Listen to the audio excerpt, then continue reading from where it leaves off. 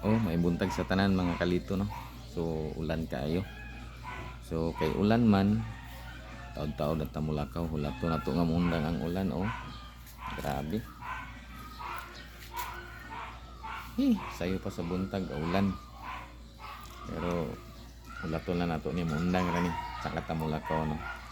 Kaning kamot na putang manginabuhi ani. So anay man eh. Kung di ta maning kamot, di ta mabuhi, di ta kakaon. So kailangan taga-adlaw mulakaw ta mangita tagpamugas kamo. Daghan bugas diha. Tagait ta di, pairama ta. Ako wala na ko'y bugas diri, wala na sulod ako sudlanan. Unang adlaw-adlaw ta mulakaw maning kamot ta uli ta mahapon. Kahapon uli na to di makabitbit na tag 2 ka kilo o 1 ka kilo. Oh, di ba? Sulbad ng ato ang panihapon, pamahaw. Ana ra. So maningkamot lang gyud ta kanunay ani no.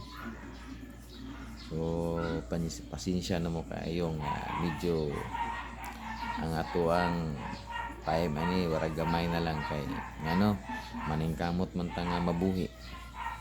Kay hindi ta maningkamot lisod kay ang saon na lang ni atong gibuhi di kakaon, di ba? So, maningkamot kita ani. So ana na lang siguro mga kalito o may buntag na sa inyohan tanano. Kay warang miundang na ang ulan. So mag-prepare na ta para moaginon na pud ta mulakaw para manginabuhi. So daghang kayong salamat ug may buntag sa tanan.